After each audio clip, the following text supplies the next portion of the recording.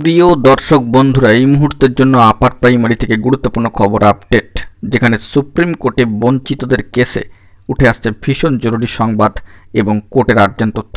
তাই আর্জেন্ট ভিত্তিতে ভিডিওটা ক্রিয়েট করা। ভিডিওটিকে শেষ পর্যন্ত ওয়াচ করবেন, কোনোভাবে স্কিপ করবেন না, চ্যানেলটিকে সাবস্ক্রাইব করে সঙ্গে থাকবেন।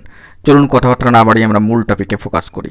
বন্ধুরা, সুপ্রিম কোর্টে ইন্টারভিউ বঞ্চিতদের কেসে ভীষণ জরুরি সংবাদ।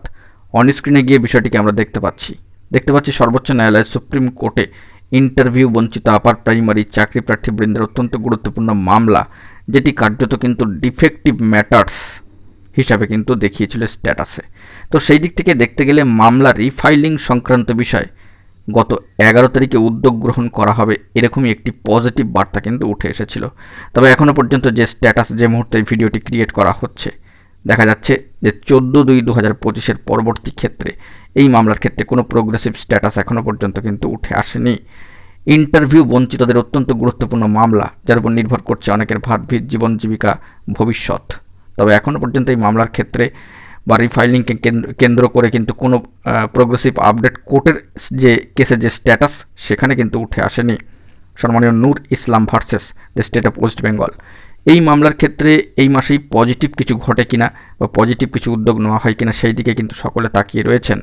কারণ অত্যন্ত আশা ভরসার শেষ সম্বল এই গুরুত্বপূর্ণ মামলা এবং মঞ্চ। ইন্টারভিউ বঞ্চিত আপার প্রাইমারি চাকরি প্রার্থীবৃন্দ তথা বঞ্চিত আপার প্রাইমারি চাকরি প্রার্থীবৃন্দের তরফ থেকে ইতিমধ্যেই বিভিন্ন কর্মসূচি গ্রহণ করা হবে, সেই মর্মেও কিন্তু অফিসিয়াল ভেরিফাইড গ্রুপে বার্তা দেওয়া হচ্ছে। বারংবার সিট আপডেটকে কেন্দ্র করে তোলপাড় হচ্ছে। সিট আপডেটকে কেন্দ্র করে অবশ্যই নিয়োগ প্রক্রিয়া সম্পন্ন করতে হবে, সেরকমও কিন্তু বার্তা দেওয়া হচ্ছে। কিন্তু মামলা রিফাইলিং সংক্রান্ত বিষয় এখনও পর্যন্ত কোর্টের সাইটে কোনো প্রোগ্রেসিভ চেঞ্জেস কিন্তু উঠে আসেনি।